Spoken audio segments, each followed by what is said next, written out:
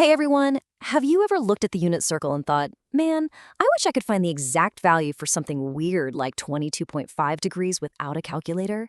Well, guess what? You totally can.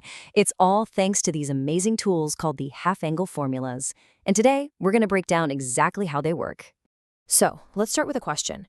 If you know the cosine of 60 degrees, and most of us do, right? Could you figure out the exact value for the cosine of 30 degrees without just having it memorized? I mean, 30 is just half of 60. It feels like there should be a clean way to get from one to the other. And you know what? There is. And this is the key that's going to let us solve for a whole bunch of new angles with perfect precision. And the answer to that little puzzle? It all lives inside our half-angle toolkit. Seriously, you should think of these formulas as the ultimate cheat codes for trig. They let you take an angle you already know, chop it right in half, and then bam, find the perfect sine, cosine, or tangent of that new, smaller angle. Okay, first up, we've got the sine half-angle formula. Take a look at its structure. To find the sine of half an angle, that's the theta over 2 part, all you actually need is the cosine of the original angle, theta. Now, see that little plus or minus sign hanging out in front? That thing is super important. We're going to come back to it in just a second, so keep it in mind. Next up is the cosine half-angle formula. And wait a minute, it looks almost exactly the same, doesn't it? But there's one tiny, crucial difference.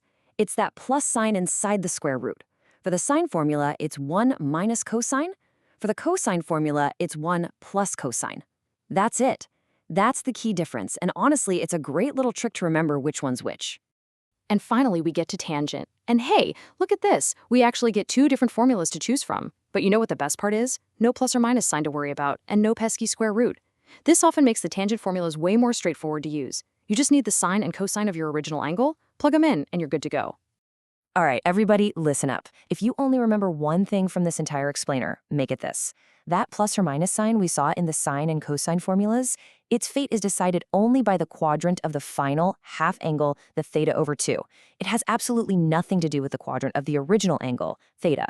I'm telling you, this is the #1 mistake people make. So let's just burn this rule into our brains right now, okay? Okay, enough theory. Theory's great, but let's see how these formulas actually perform in the wild. We're going to take an angle that isn't one of our typical go-tos, not a 30, 45, or 60, and we're going to find its exact cosine value from scratch.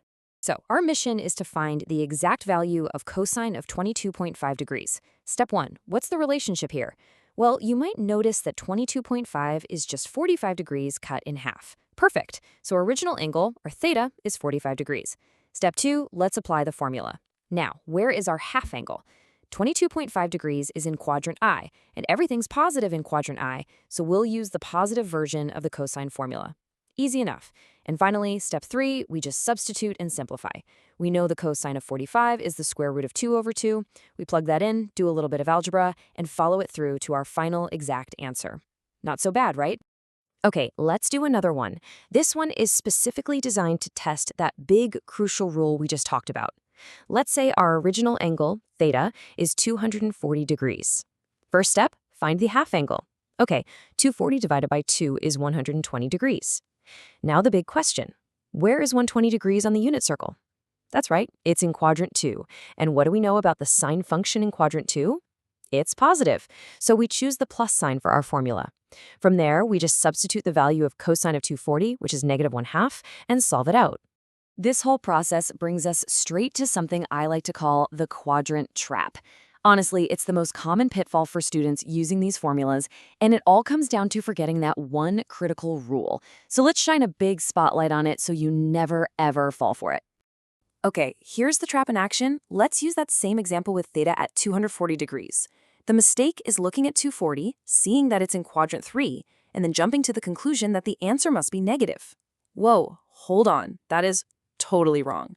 The correct way, the only way, is to focus on the half angle, which is 120 degrees. That's the angle that matters for the sine. 120 degrees is in quadrant 2, and sine is positive in quadrant 2. That's why we choose the positive sign.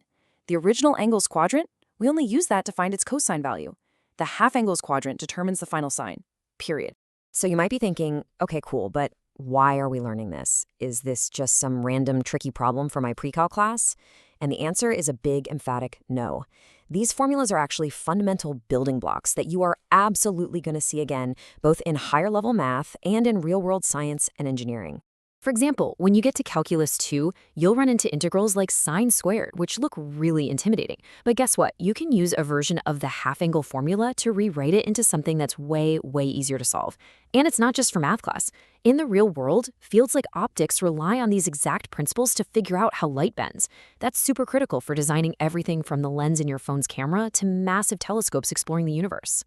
So today we saw how you can go from a known angle, like 45 degrees, to unlock a new one, like 22.5 degrees. But think about it.